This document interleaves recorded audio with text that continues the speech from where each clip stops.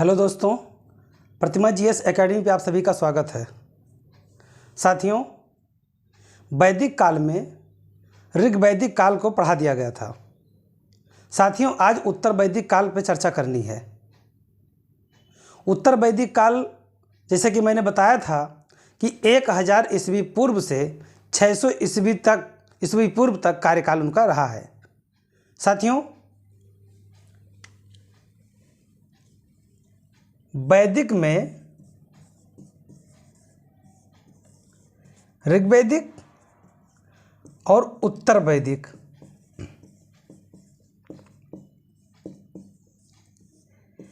तो ये हम करा चुके हैं और उत्तर वैदिक पे आज हम चर्चा करेंगे।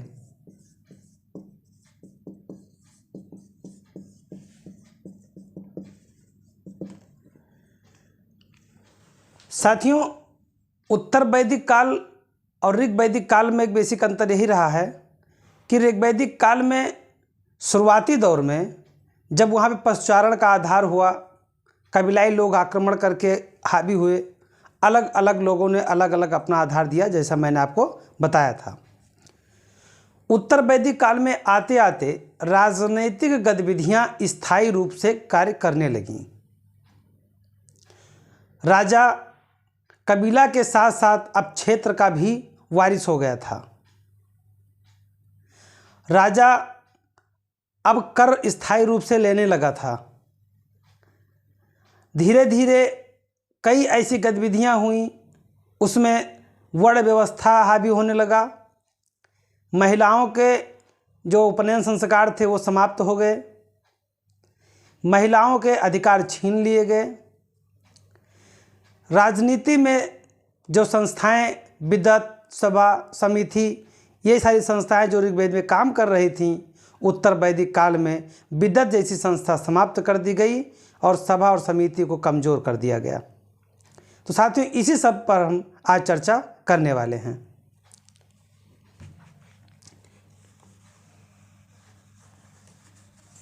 उत्तर वैदिक काल में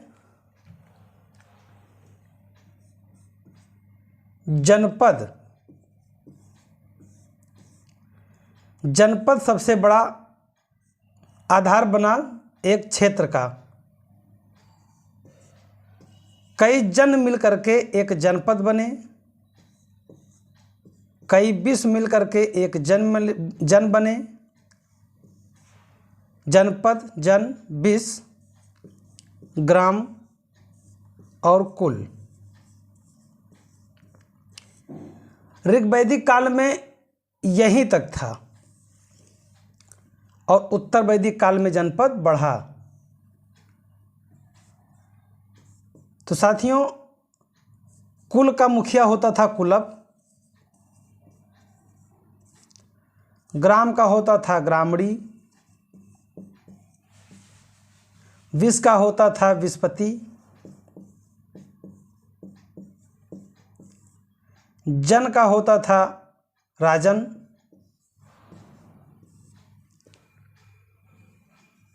और जनपद का होता था राजा। लेकिन उत्तर वैदिक काल में यहाँ पर युवराज होने लगे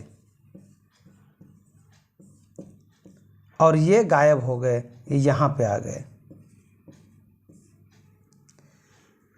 तो साथियों, अलग अलग राजा में, अलग अलग राज्य में उनका नाम डिसाइड होने लगा।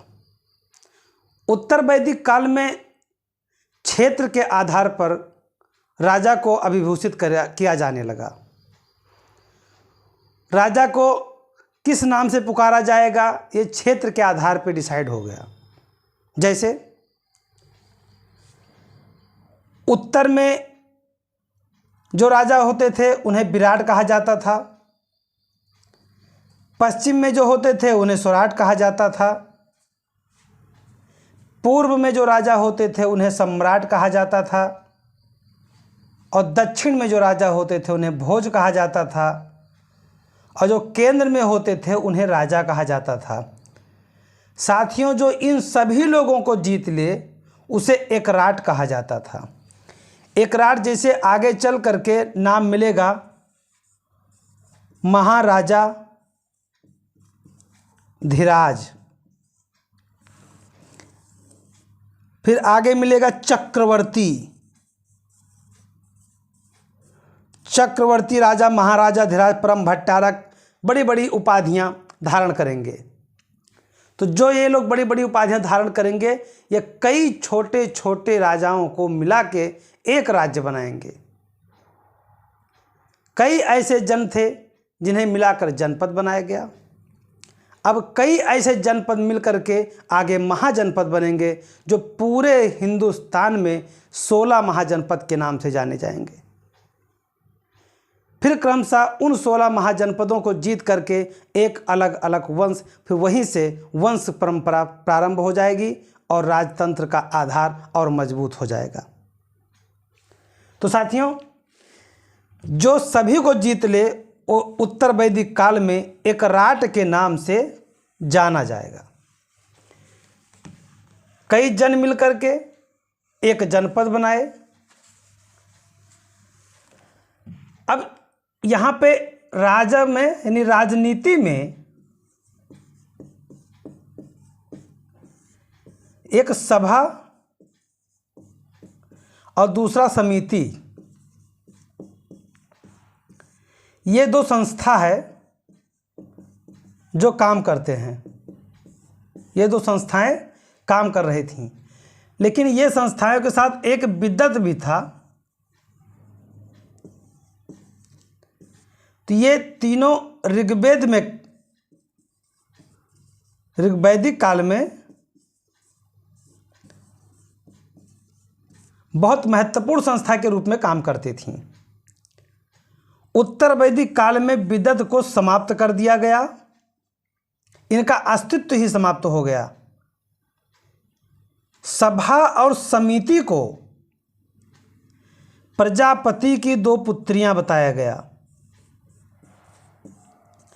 प्रजापति की 2 पुत्रियां बताया गया।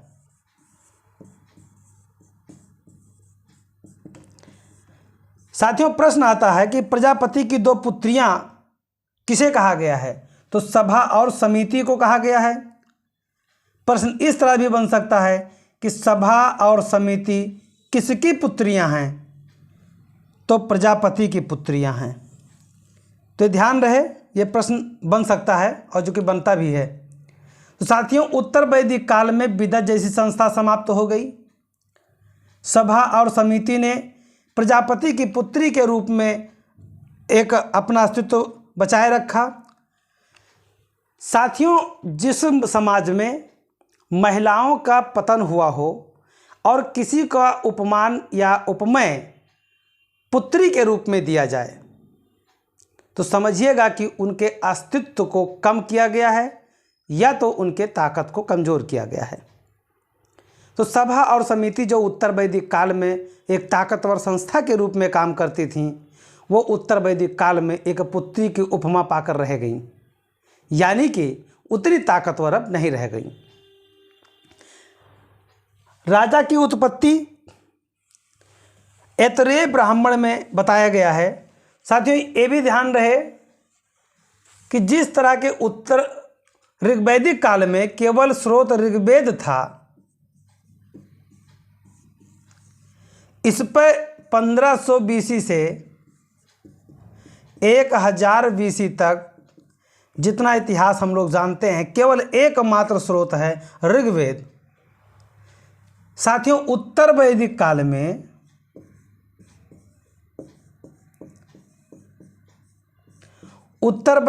में यही स्रोत बढ़ जाता है। 3 और वेद, सामवेद, यजुर्वेद, अथर्ववेद, ये 3 अन्य वेद और हुए जो उत्तर वैदिक काल को जानने में सक्षम हैं, बताने में सक्षम हैं एक स्रोत की भांति। साथियों, 108 उपनिषद हैं।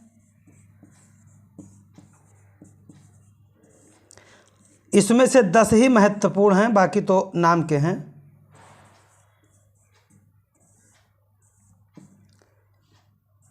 सभी वेदों के ब्राह्मण हैं, जैसे ऐतरेय ब्राह्मण,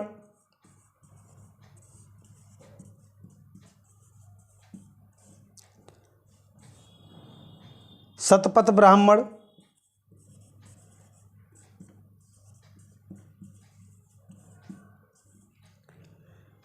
अरण्यक हुए,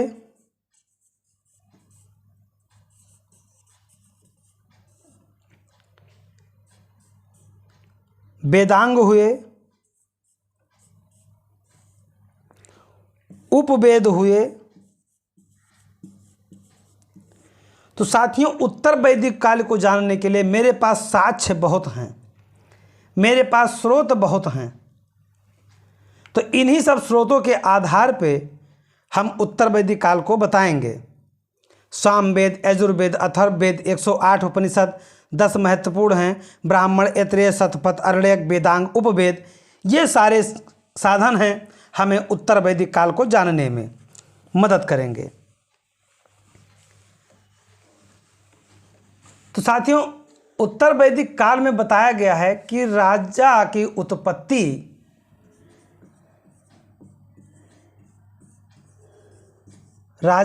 उत्पत्ति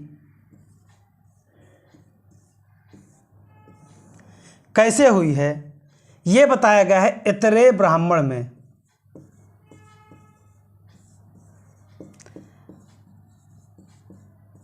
ये एक ग्रंथ है, इसमें बताया गया है कि राजा की उत्पत्ति कैसे हुई। साथियों, ऋग्वैदिक काल में एक कबीला का मुखिया होना, उनकी प्राथमिकता होती थी उनकी रक्षा करना, अपने जनता की रक्षा करना। वो क्षेत्र का मालिक नहीं होता था।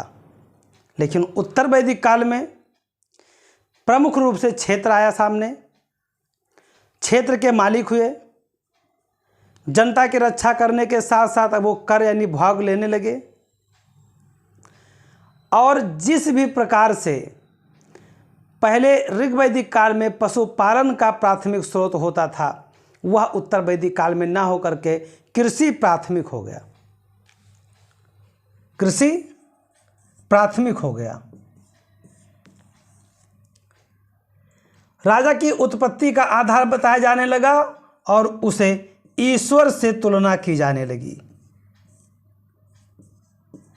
ऐसा इसलिए किया गया क्योंकि अब जितने भी जमीन, जितना भी जो संसाधन है, वो सब राजा की बताई जाने लगेगी।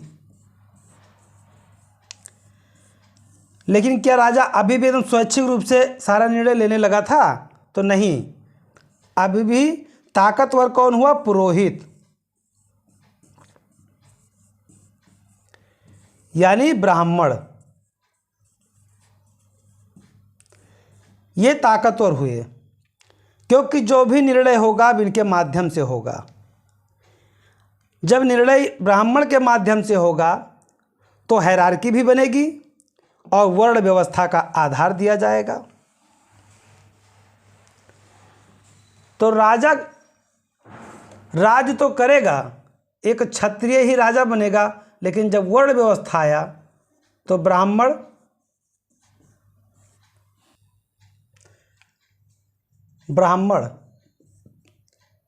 क्षत्रिय, वैश्य, शूद्र, अब राजनीति का आधार ब्राह्मण और क्षत्रिय मिलकर के बनाने लगे। वैश्य का तो एकमात्र कार्य था कर देना,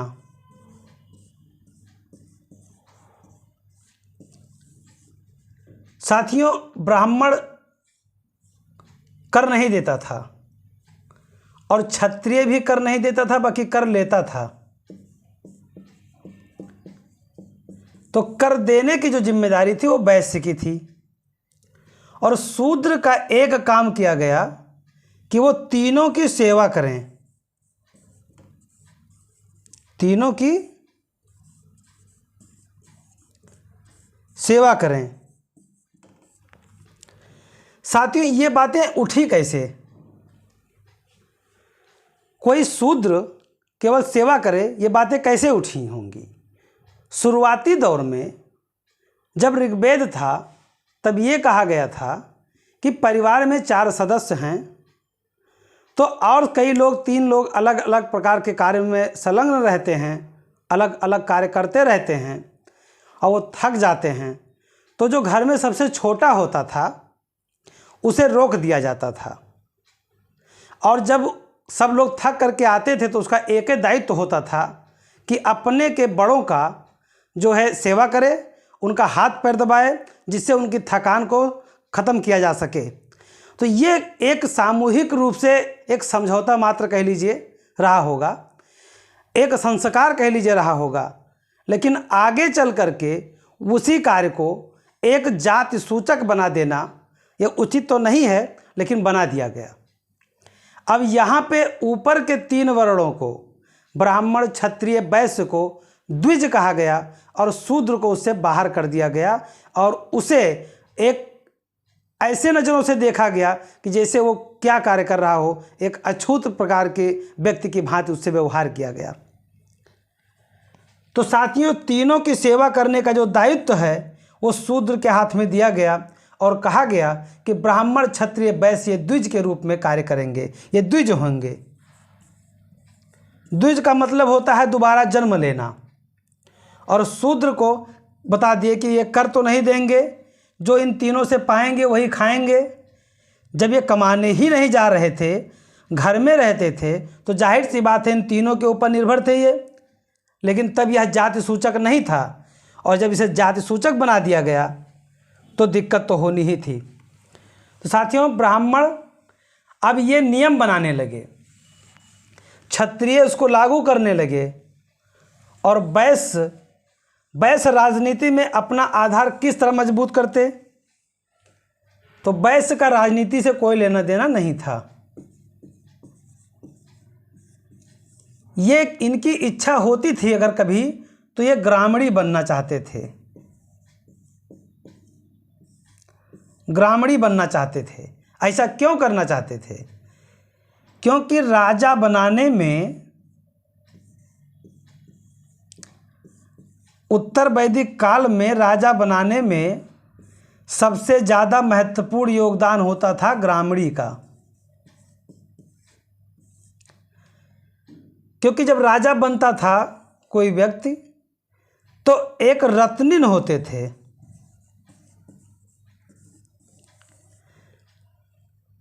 उत्तर वैदिक काल में 12 रत्नियों का उल्लेख मिलता है, और ये लोग सहयोग करते थे। उसमें एक ग्रामणी भी होता था। तो इसलिए जो वैश्य लोग थे तो राजनीति में केवल ग्रामणी बनने की इच्छा रखते थे, बाकी उससे आगे वो कुछ नहीं चाहते थे। वो अर्थव्यवस्था के मालिक होते थे और कर देना शुरू कर दिए थे। राज्याभिषेक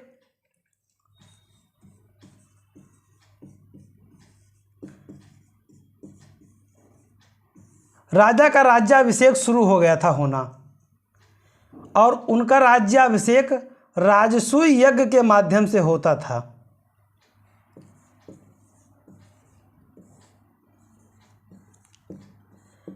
राजसूय यज्ञ ऐसा होता था कि रथ दौड़ाया जाता था,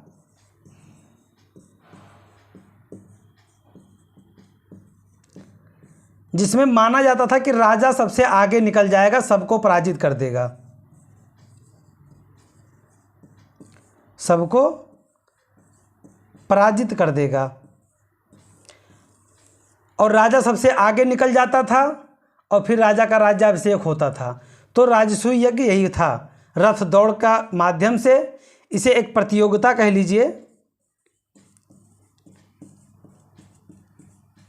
एक प्रतियोगिता की भांति यह होता था। कई जगह बताया जाता है कि राजा को जानबूझ के जिताया जाता था। जानबूझ के जिताना, जिससे कि उनका राज्याभिषेक हो सके, राज्याभिषेक हो सके, इसलिए राजा को जिताना जरूरी होता था। लेकिन राजसूय यज्ञ के माध्यम से राजा का राज्याभिषेक होता था, ये जानना जरूरी है।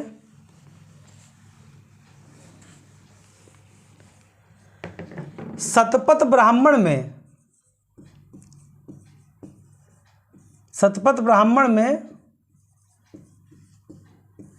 ये भी एक ग्रंथ है, इसमें राज्याभिषेक के बारे में भी चर्चा है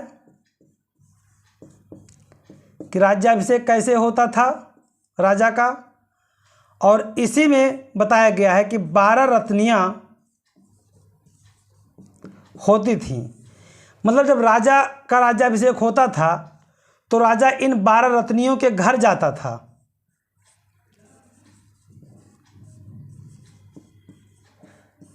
और एक साथ भोजन करता था। भोजन इनके साथ बैठकर भोजन करता था और फिर राज्याभिषेक संपूर्ण माना जाता था। अब 12 रत्नियों में होते कौन कौन थे?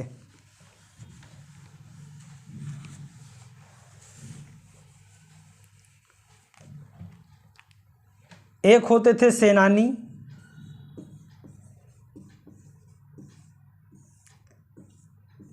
सेनानी का मतलब सेना का अध्यक्ष।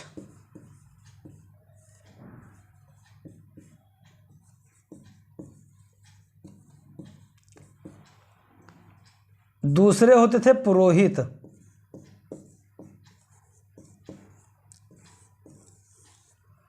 पुरोहित का मतलब होता था कि जो धार्मिक रूप से कार्य करते थे, यानी ब्राह्मण।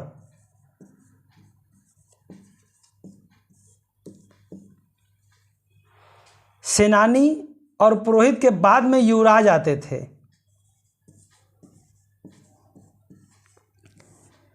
उत्तर वैदिक काल में ये पद आ गया था, ऋग्वेद में नहीं था। युवराज का मतलब होता था उत्तराधिकारी।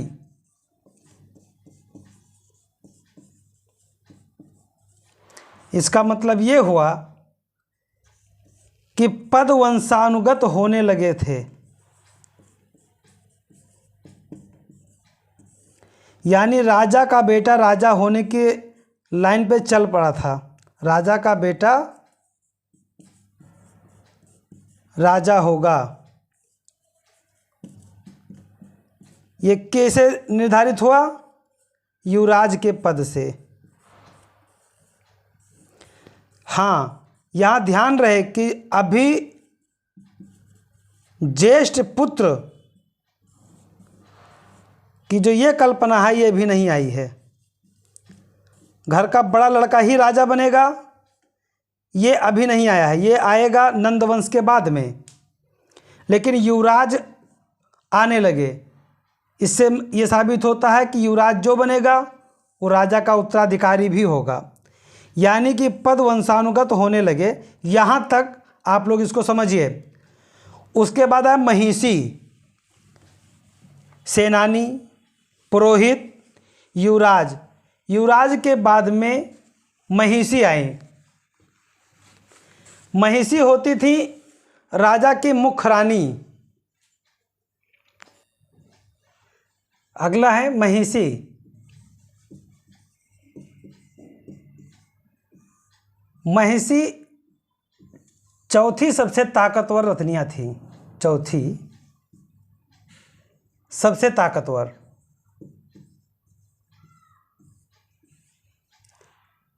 महिषी मतलब होता है कि राजा की मुख्य रानी, राजा की प्रमुख रानी। अब आप लोगों के मन में आता होगा कि रानी होती है प्रमुख और अप्रमुख क्या होता है। तो जिसे प्रथम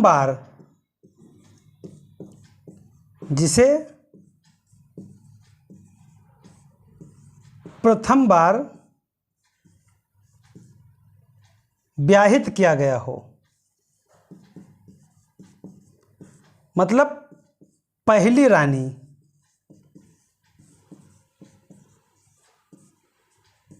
यही होती थी महिषी। प्रश्न आता है कि प्रमुख रानी को किस नाम से संबोधित किया जाता है, तो उन्हें महिषी कहा जाता है। तो महिषी होती थी ये भी राजा बनने में राजा की मदद करती थीं और रत्नियों में शामिल थीं। अगला रत्न है सूत।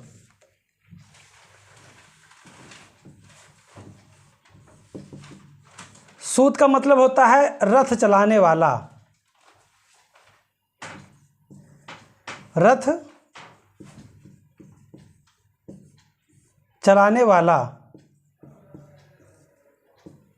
यानी यहाँ पे एक बात आपको और ध्यान में रखने की ज़रूरत है कि और जितने शिल्पी हैं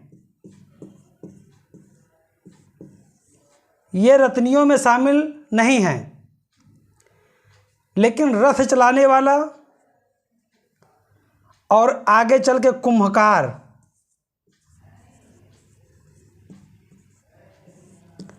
ये शामिल होंगे। तो कोई शिल्पी नहीं था, कुम्भकार की चर्चा की गई है। तो साथियों, सूत जो है ये रथ चालक होता था और ये रत्नियों में शामिल होता था, यानी कि राजा के रत्नियों में वही लोग शामिल थे जिनका डायरेक्ट या इनडायरेक्ट राज शासन में कोई हस्तक्षेप होता था। अगले थे ग्रामीण, यानी ग्रामणी। वही ग्राम का जो मुखिया होता था, ग्राम का मुखिया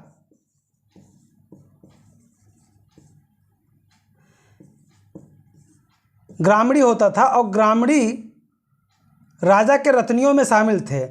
वैश्य लोग यही बनना पसंद करते थे, उनकी इच्छा होती थी कि वो ग्रामणी बने। इससे फ़ायदा ये होता था कि गांव का मुखिया ही यहाँ पे कर वसूली करेगा गांव में, जबकि कर वसूली करने के लिए ये मान लीजिए गांव है, ये खेत है, ये खेत है, तो इसके लिए एक कोषाध्यक्ष होते थे,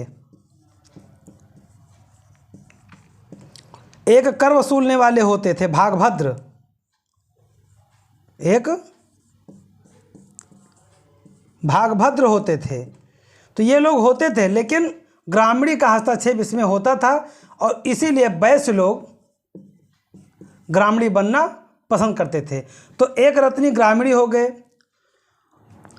और अगले हैं क्षंता। क्षंता का मतलब होता है द्वारपाल। क्षंता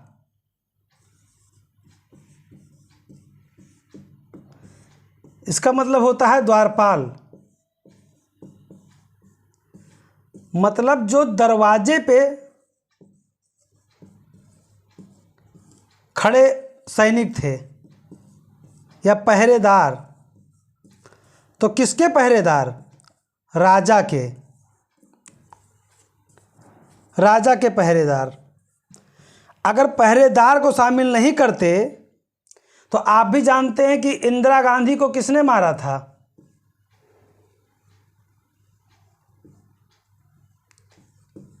इंदिरा गांधी को इनके अंगरक्षकों ने मारा था, और यदि इनके अंगरक्षक ही इनको राजा बनाते तो कभी नहीं मारेंगे। इसीलिए क्षंता को भी, यानी द्वारपाल को भी रत्नियों में शामिल किया गया। एक संग्रहिता। संग्रहिता मतलब होता है कर का संग्रह करने वाला, कर का संग्रह करने वाला। संग्रहिता कर का संग्रह करने वाला। उसके बाद में भागदूध।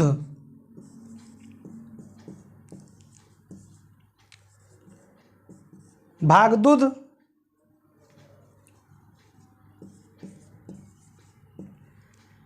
यानी ये लोग महिषी के कार्य करते थे, और इनके साथ में जैसे मैंने बताया महिषी, भागभद्र, संग्रहिता, ये सब लोग रत्नियों के कार्य करते थे। सुत, तो राजा इनके यहाँ राज्याभिषेक के बाद में भोजन करता था।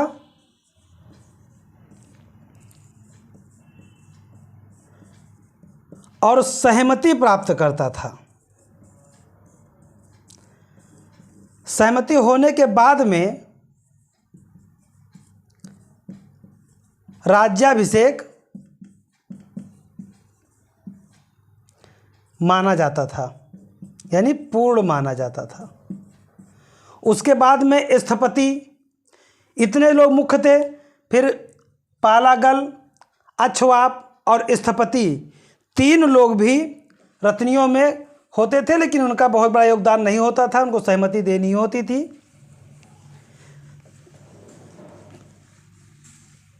स्थपति मुख्य न्यायाधीश को कहते थे, मुख्य न्यायाधीश को स्थपति कहा जाता था। ये भी शामिल होते थे रत्नियों में, लेकिन इनका योगदान केवल सहमति मात्र होता था, इससे कोई बहुत मतलब नहीं था। मुख्य रूप से 5 लोग थे, जैसे सेनानी, पुरोहित, युवराज, महिषी और सूत। इनका महत्वपूर्ण योगदान होता था। बाकी लोगों का योगदान होता था, बशर्ते इतना महत्वपूर्ण नहीं था। साथियों, राजनीतिक जीवन समाप्त हुआ और सामाजिक जीवन के बारे में चर्चा करेंगे उत्तर वैदिक काल के। तो सामाजिक जीवन में सबसे पहले जैसे ही समाज की बात आती है, जाति, वर्ण, समुदाय आदि का उल्लेख मन में होने लगता है। तो अभी तो जाति सूचक शब्द नहीं आए हैं, लेकिन वर्ण की जो बात है वो जाति के रूप में हावी होने लगा। तो वर्ण व्यवस्था में जो ऋग्वेद में कहा गया था कर्म के आधार पे, अब उत्तर वैदिक पे जाति के आधार पे हो गया। ब्राह्मण,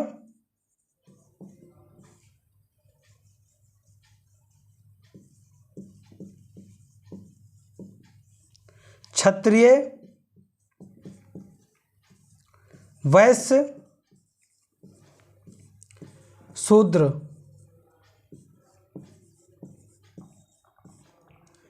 तो ब्राह्मण, क्षत्रिय, वैश्य ये क्या कहलाए? ये द्विज कहलाए। और शूद्र का केवल एक काम सेवा करना। और इतने पर नहीं रुके, इनको इन तीनों से हट के समाज से वंचित कर दिया गया। क्यों किया गया, इस पे भी अभी हम चर्चा करेंगे, लेकिन कर दिया गया। अभी तक इतना जानिए।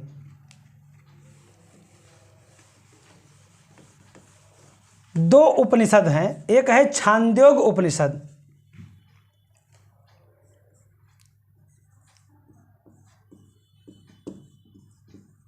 छांदोग्य उपनिषद, और एक है जाबालिको या जाबालिक उपनिषद। साथियों, छांदोग्य उपनिषद में प्रथम 3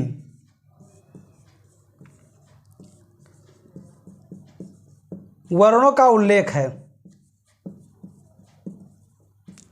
ये प्रथम 3 कौन है? ब्राह्मण, क्षत्रिय और वैश्य। एक प्रश्न यह आता है कि किस उपनिषद में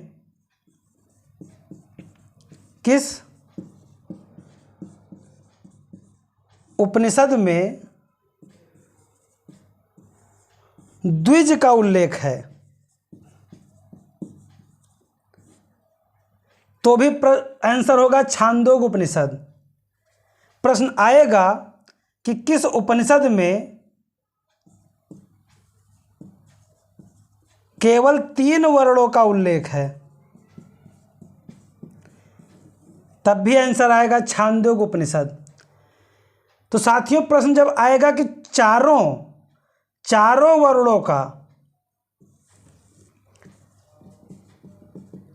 वर्णों का उल्लेख किस उपनिषद में है, तब आएगा जाबालिकोपनिषद या जाबालिक उपनिषद। तो साथियों जाबालिकोपनिषद में 4 वर्णों का उल्लेख है और छांदोग्य में 3। तो ये भी ध्यान रखने की ज़रूरत है, कई बार प्रश्न पूछा गया है और आगे भी पूछे जाने की संभावना है। तो ब्राह्मण, क्षत्रिय, वैश्य और शूद्र समाज में 4 एक अलग समुदाय के आधार पर बन गया और यह जाति सूचक हो गया और इनके साथ व्यवहार गलत तरह से होने लगे शूद्रों के साथ, और शूद्रों के ही लाइन में अभी महिलाओं को खड़ा कर दिया जाएगा। अभी महिलाओं को भी उसी लाइन में खड़ा कर दिया जाएगा। लेकिन अभी इन चारों में ब्राह्मण ही सबसे शक्तिशाली क्यों हो गया? ये सर्वशक्तिशाली कैसे हो गए?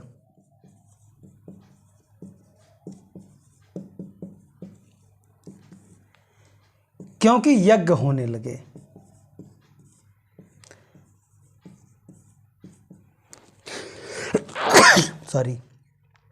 यज्ञ अनुष्ठान होने लगे, और जब यज्ञ अनुष्ठान होने लगेगा तो यज्ञ का कर्ता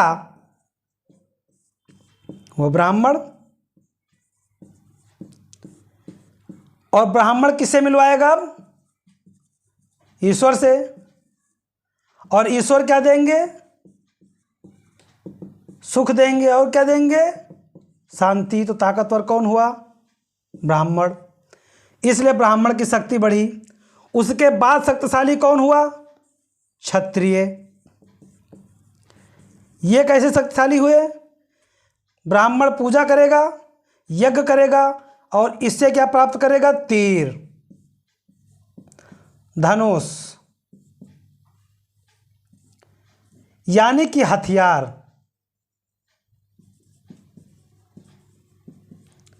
मंत्र उच्चारण करके हथियार प्राप्त करेगा, और किसको दे देगा? क्षत्रिय को। ये क्या करेंगे? दुश्मन को मारेंगे। दुश्मन को मार कर किसकी रक्षा करेंगे? जनता की। तो ताकतवर ये हुए। इसके बाद हुए ताकतवर वैश्य। ये कैसे हुए? इतना सब कुछ जितना ये लोग कार्य कर रहे हैं, ये कब आएगा? जिसे कहा जाता है कि पेट में पड़ा चारा तो नाचे लाग बेचारा। तो वैश्य लोग भोजन देते थे, और जब ये भोजन के प्रबंध करते थे, कर देते थे, जिससे राजा अपने सैनिकों का वेतन देता था, भोजन देते थे जिसे सब लोग भोजन करते थे, इसलिए वैश्य भी तीसरे नंबर पर शक्तिशाली हुए। तो दुर्बल कौन हुआ? दुर्बल हुआ शूद्र, क्योंकि इसके पास कुछ नहीं था। इसके पास कुछ क्यों नहीं था? कहा गया है कि किसी को अगर आपको पंगु बनाना है तो उसकी 3 चीजें ले लीजिए। इनका शिक्षा,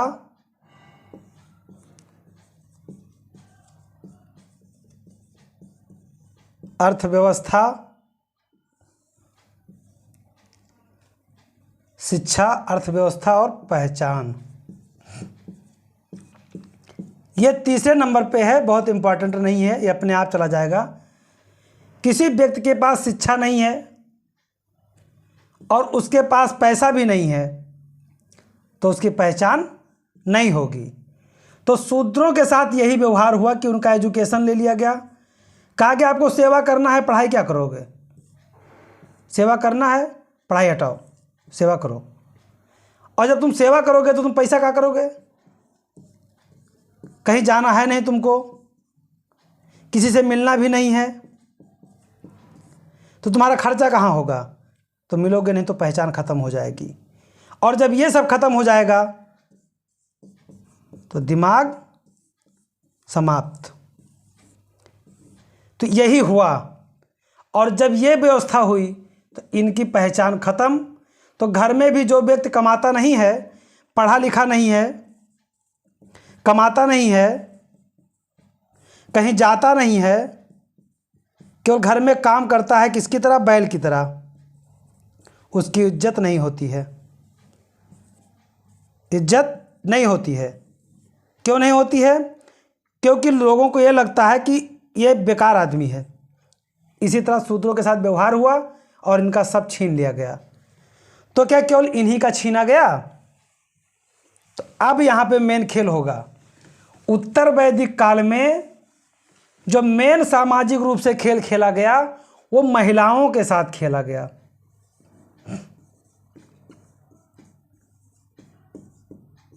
कैसे? इनकी दशा को सब पहले तो ऋग्वैदिक काल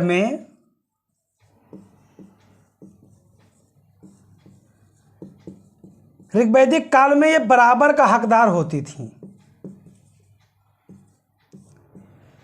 इनसे सलाह भी लिया जाता था,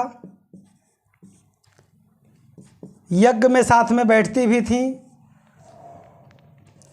उपनयन संस्कार होते थे,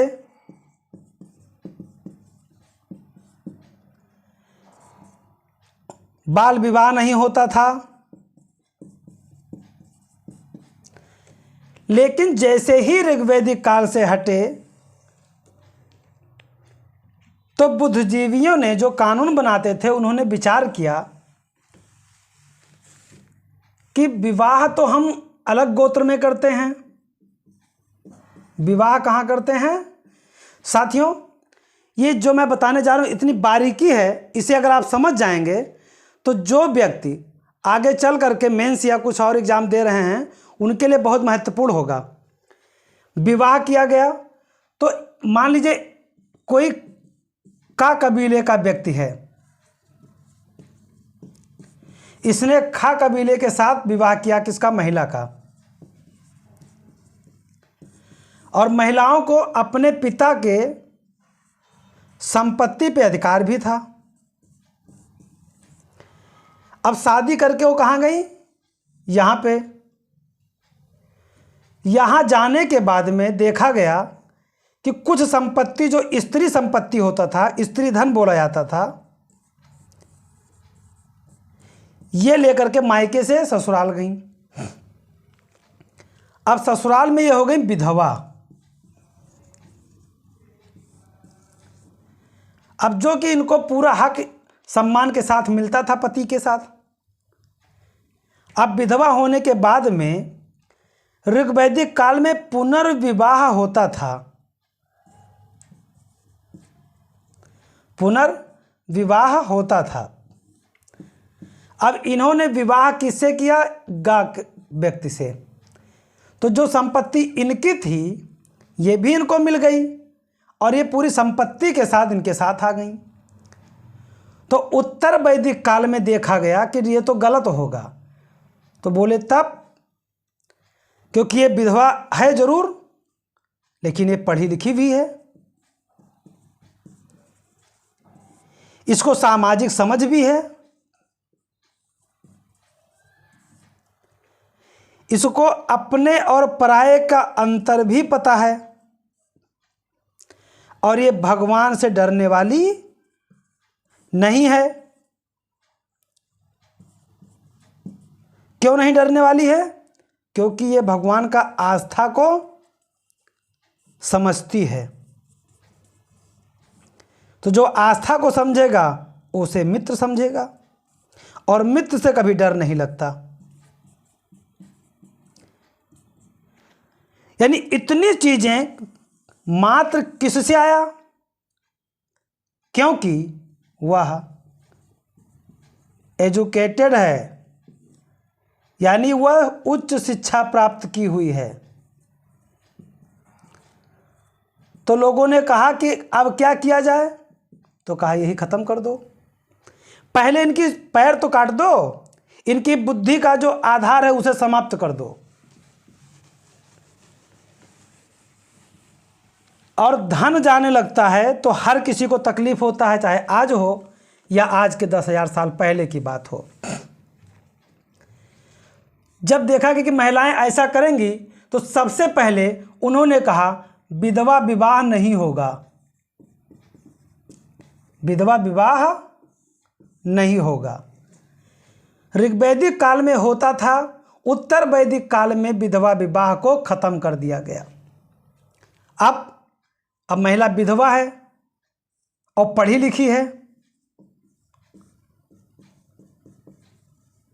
तो बहस भी करेगी, तर्क भी देगी, आधार भी देगी। और ये कैसे देगी? ये पढ़ी लिखी है। तो आगे आया कि इनका उपनयन संस्कार खत्म, उपनयन संस्कार खत्म, यानी विधवा विवाह होगा नहीं। उपनयन संस्कार खत्म मतलब अब ये पढ़ नहीं सकती।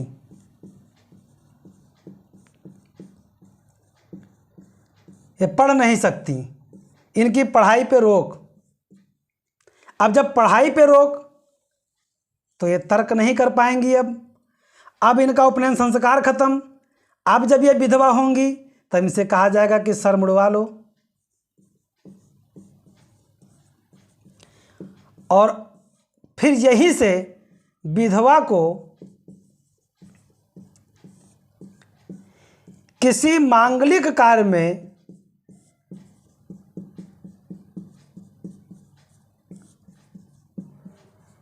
शामिल नहीं किया गया, यानी शामिल करना भी बंद। ऐसा क्यों हुआ? कोई विधवा, क्योंकि उत्तर वैदिक काल में बाल विवाह प्रारंभ हो गया था। ऐसा इसलिए हुआ, पढ़ाना था नहीं। और महिला संबंधों के आधार का केंद्र होती थी, संबंधों के आधार का केंद्र होती थी। जिसकी लड़की है वो कहीं भी अगर कुछ प्राप्त करना चाहता था तो अपनी लड़की का विवाह वहाँ कर देता था, यानी कबीला मजबूत करते थे।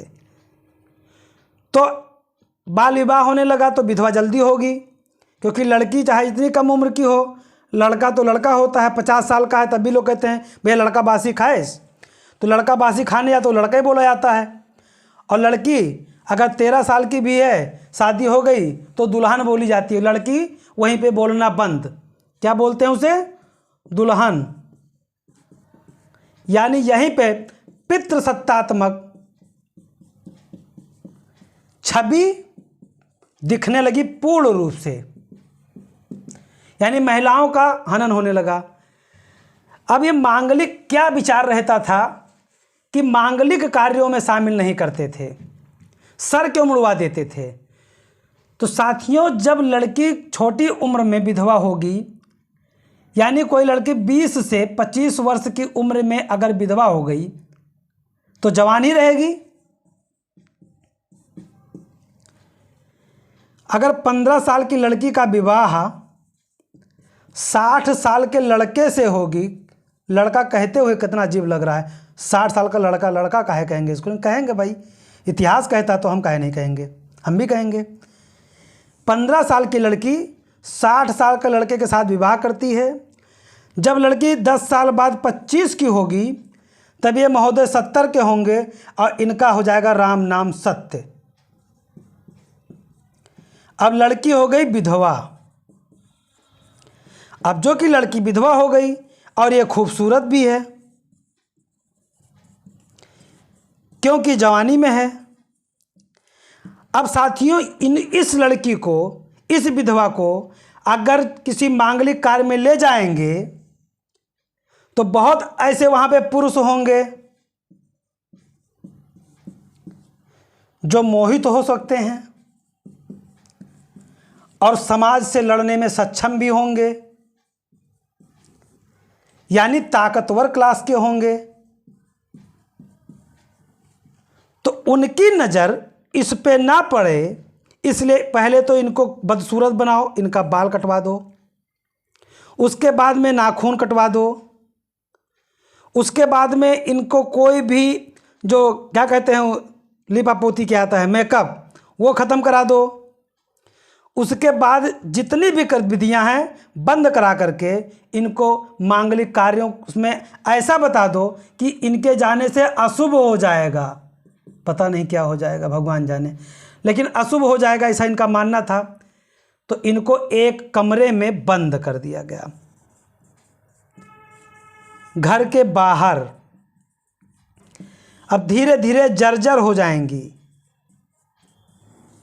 अब साथियों इतना चीज, इतनी रंजिश इनके साथ हुआ और यहाँ से वंचित हो, एकमात्र मांगलिक कार्य में शामिल ना हो सकें, इसलिए इतना ज़्यादा इनके साथ रंजिश किया गया। तो इनको आगे चल के क्या किया गया, तीसरा पॉइंट, मांगलिक कार्यक्रमों में प्रतिबंध लगा दिया गया।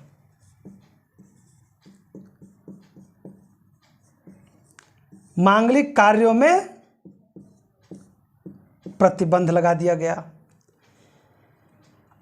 और इतने पे नहीं रुके, अभी देखिए क्या कहते हैं। अब हमारे ऋषि मुनि क्या बोले इनके बारे में। साथियों कुछ लोग मनु को कुछ क्या कहते हैं हम नहीं जानते हैं, कि मनु ने एक बात कही कि औरतों को फटे हुए बांस से मारना चाहिए, लेकिन वही आगे चल के कहते हैं कि महिलाओं का सम्मान उस आधार पर करना चाहिए जब वो अर्धांगिनी के रूप में स्वीकार करें। आधुनिक कवि कहते हैं कि नारी तुम केवल अबला हो, विश्वास रजत नगपग तल में, पीयूष स्रोत सी बहा करो जीवन के सुंदर समतल में। एक तरफ तो उनको अबला बताया जा रहा है, दूसरी तरफ उनको सुंदर बताया जा रहा है। कुछ और लेखक कहते हैं, हाय नारी तेरी यही कहानी, आँखों में आंसू और आंचल में दूध और आँखों में पानी। तो उनके साथ अलग अलग मिथक देखा गया है। एक कवि कहते हैं, एक जो ऋषि थे उनका नाम है वाल्मीकि, उन्होंने नारियों के सम्मान के बारे में बताया है। एक थे वशिष्ठ जी, वशिष्ठ जी ने कहा कि महिलाओं का कोई स्वतंत्र अस्तित्व नहीं होता है। कहा गया है कि पुत्री जब कुंवारी होती है तो पिता के संरक्षण में होती है, जब वो जवान होती है तो पति के संरक्षण में होती है, जब वो अर्धवृद्ध होती है तो पुत्र के संरक्षण में होती है। यानी नारी का स्वतंत्र अस्तित्व नहीं होता है। कहा गया है कि नारी का अपमान लोग करते रहे हैं। यहीं पे एक ऐतरेय ब्राह्मण है,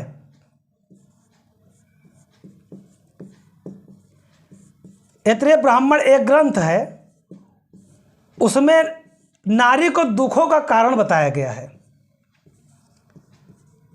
नारी को दुखों का कारण बताया गया है। दुखों का कारण कहा गया, जिसके घर में पुत्री जन्म लेती है उसके घर में समझिए दुख है, और दुख का सबसे बड़ा कारण उनके घर में पुत्री का होना है। एक संहिता है मैत्रायणी संहिता। मैत्रायणी संहिता में कहा गया है कि लड़की यानी पुत्री या स्त्री पासा यानी जुआ और सुरा यानी शराब, जुआ और शराब की भांति तीसरी बुराई बताई गई है कि तीसरी बुराई है। साथियों, मैत्रायणी संहिता, ऐतरेय ब्राह्मण, इन लोगों ने महिलाओं को इस दृष्टि से देखा है। और ये सब कब लिखे गए हैं? ये सब उत्तर वैदिक काल की देन है। यानी महिलाओं को, जिसके गर्भ से हम सब जन्म लेते हैं, जो एक सृष्टि के निर्माण में, एक सृष्टि को आगे बढ़ाने में अपना संपूर्ण योगदान देती है, उस नारी को तीसरी बुराई की भांति कहा गया है। यानी इन ऋषि मुनियों ने अपनी माँ और अपनी बहन को इस दृष्टि से देखा है। तीसरी बुराई बताई गई है। वहीं पर इतने पे भी नहीं रुके ये लोग। बृहदारण्यक उपनिषद में कहा गया है कुछ महिलाएं उत्तर वैदिक काल में भी शिक्षित थीं, जो कुलीन वर्गीय थे। कुलीन वर्गीय मतलब होता है बड़े घर के लोग।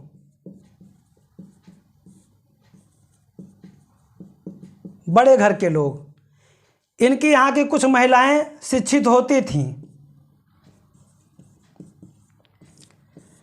तो बृहदारण्यक उपनिषद में कहा गया है, जिसमें याज्ञवल्क्य और गार्गी का संवाद है।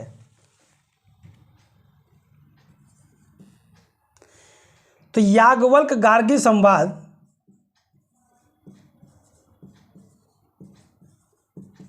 याज्ञवल्क्य और गार्गी। गार्गी एक विदुषी है, महिला हैं, जो बहुत ही योग्य महिला हैं।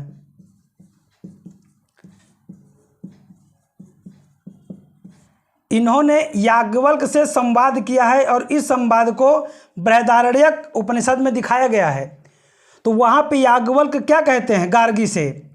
कहते हैं ज़्यादा मत बोलो, ज़्यादा मत बोलो,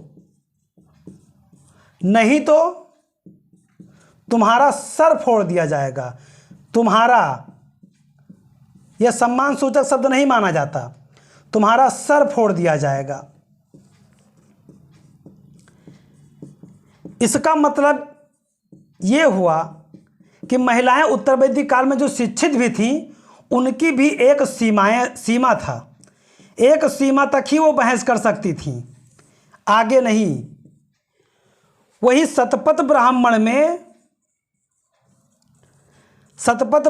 में महिलाओं को अर्धांगिनी कहा गया है। अर्धांगिनी के मतलब ये सम्मान सूचक शब्द माना जाता है, क्योंकि आधा अंग बताया जाता है कि पुरुष के आधा अंग हैं, तो इतना भी देना सम्मान फिर भी सही लगता है। इन लोगों की अपेक्षा तुम्हारा सर फोड़ दिया जाएगा, ये बुद्धिजीवी की जो पहचान है ये नहीं है। लेकिन ये समाज सूचक शब्द जो हैं कि गार्गी को, जो इतनी योग्य महिला है, उसकी भी सीमाएं दिखाई जा रही हैं कि महिलाओं की सीमाएं थीं। उसी समय में याज्ञवल्क्य की जो पत्नी है मैत्रेयी और कात्यायनी, ये याज्ञवल्क्य की दो पत्नियां थीं, ये बहुत ही योग्य थीं। फिर गार्गी, सुलभा, वेदवती, काशकृत्सनी इत्यादि, ये इतनी महिलाएं सब योग्य थीं। तो कहा जाता है कि ऋग्वैदिक में जिस तरह की योग्य महिलाएं थीं, उत्तर वैदिक में भी थीं, लेकिन क्रमशः उनकी सीमाओं में परिवर्तन करते हुए, उनके आधार को समाप्त करते हुए, उनको भी एक शूद्र की कैटेगरी में लाके खड़ा कर दिया गया। साथियों, यहाँ पे मैं अपने क्लास को समाप्त करता हूँ। इसके आगे अगली क्लास में कंटिन्यू किया जाएगा। आप लोगों से निवेदन है कि ज़्यादा से ज़्यादा लोग लाइक करें, शेयर करें, और जिन लोगों ने अभी तक हमारा चैनल प्रतिमा जीएस एकेडमी को सब्सक्राइब नहीं किया है वो सब्सक्राइब करें। धन्यवाद। जय हिंद, जय भारत।